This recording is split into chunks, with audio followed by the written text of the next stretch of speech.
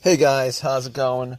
All right, I just want to give you guys a little story about what happened to my car a couple days ago. So basically, what happened was the car was driving fine all day without any kind of issue, uh, and I went to Walmart, parked it there, got something, came back, and out of nowhere, it wouldn't crank. It's the no crank, no start issue that I had. So basically, everything on the dash worked fine. Everything in the car worked fine. There was absolutely no issues at all. The remote worked fine. Was able to get into the car. Radio was blasting. Radio was on. Everything. All right. So basically, I was thinking to myself, probably the battery was the issue. So what I did was I turned on the headlights, went out and checked out the beam, just to give me a gauge on how bright the headlights were. I could probably determine whether the battery was good or not. And the headlights were really bright. So right off the bat, I was thinking if they were that bright, I should at least get like a really slow crank if the battery was kind of low. Regardless, I had to check out where the battery was. I went and checked out where the battery was just to make sure that all the terminals were clean and they were tight. And I noticed that the terminals were a little bit corroded. There was some white bluish stuff on there. So what I did was I took out a bottle of Coke, poured it on the terminals, and was trying to clean it with some paper towels, and was able to clean it pretty good. Now, the terminals weren't super tight. I was able to wiggle it out, but they were snug in there, so I knew that it probably wasn't the terminal being loose that was causing the issue. And then after I cleaned it up, popped it back on, and tried to start the car, it did the same thing. It wouldn't crank, it wouldn't start.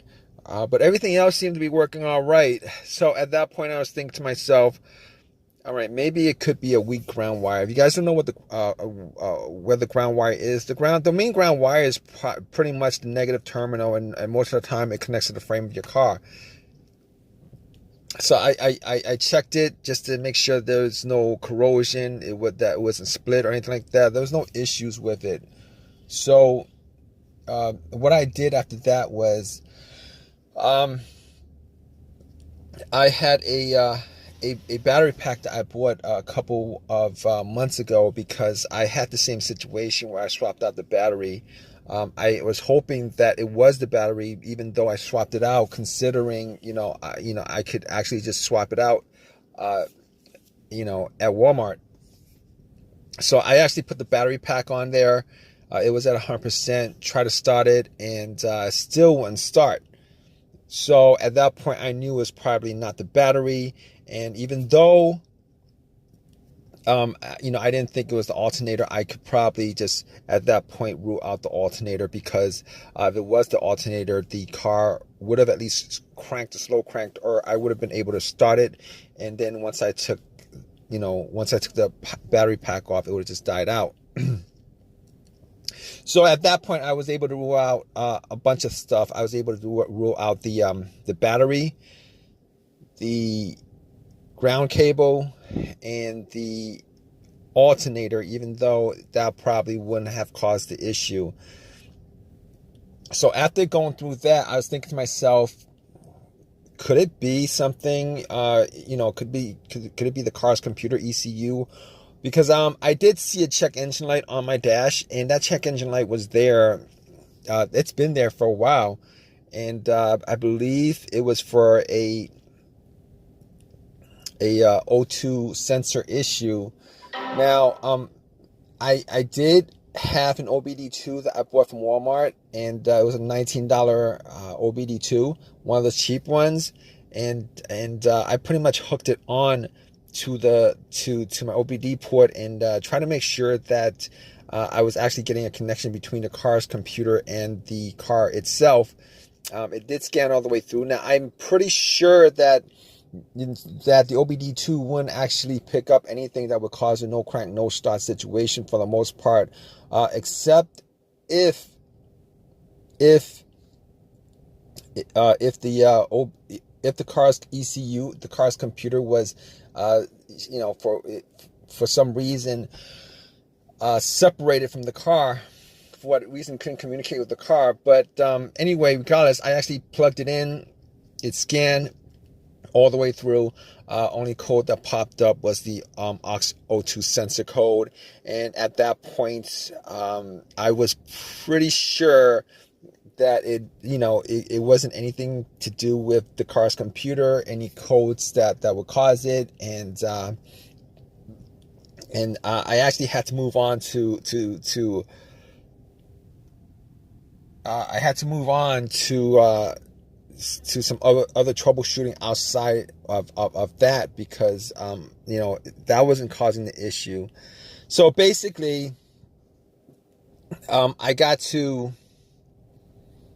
a couple of things, which were the fuses and the relays, which were highly capable of causing a situation like this. And got to the fuses, checked out all the fuses, just to make sure that none of them were blown. And I was actually looking at them. Now, I didn't have a fuse tester on me. I didn't think it was the fuses.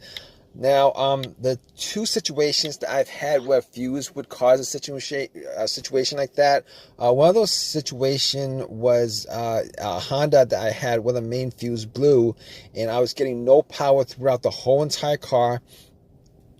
The main fuse was the fuse that connected the battery to the fuse box itself. And that was the previous situation that I have, and I'm pretty sure that wasn't the same situation that I had, so I could rule that out, because I was getting power to everything except it wouldn't start. Now, the other situation I had pertaining to a fuse that caused a no start situation was actually a crank no start situation, and I think one of the fuses actually blew. Then that fuse was connected to the ECU or the fuel pump.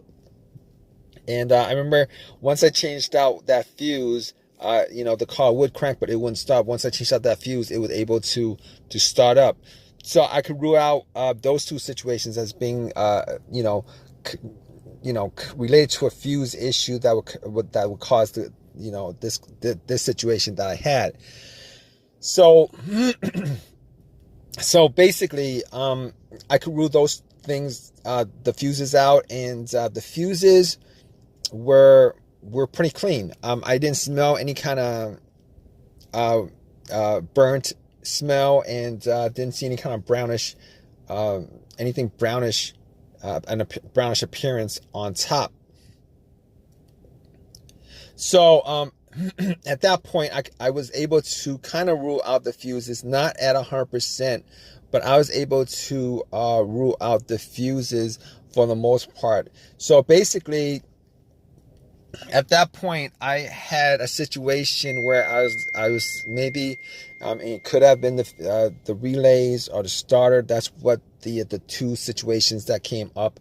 But I didn't think it was the starter, because I did switch out the starter about, I would say I switched out the starter about a year and a half ago, and that was, it seemed like it was a starter issue, but I didn't really want it to be a starter issue, considering I only put maybe like 20,000 miles on my car, and I think they should last a lot longer than that. But anyway, before I even went there, I looked at the relays, just to see whether they had issues or not. Now, I couldn't make out whether the relays had issues, but I did get to the starter relay. I pulled it out.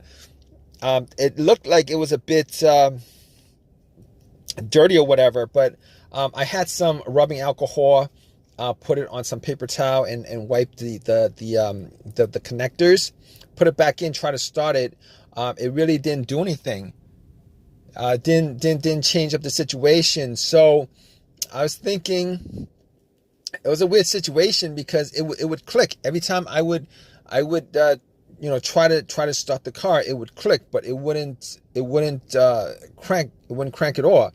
Normally when it clicks, it normally means that the relay is working, because that's what the relays do. When there's electricity going through, that it clicks to connect the connection, to whatever it's relaying the electricity to.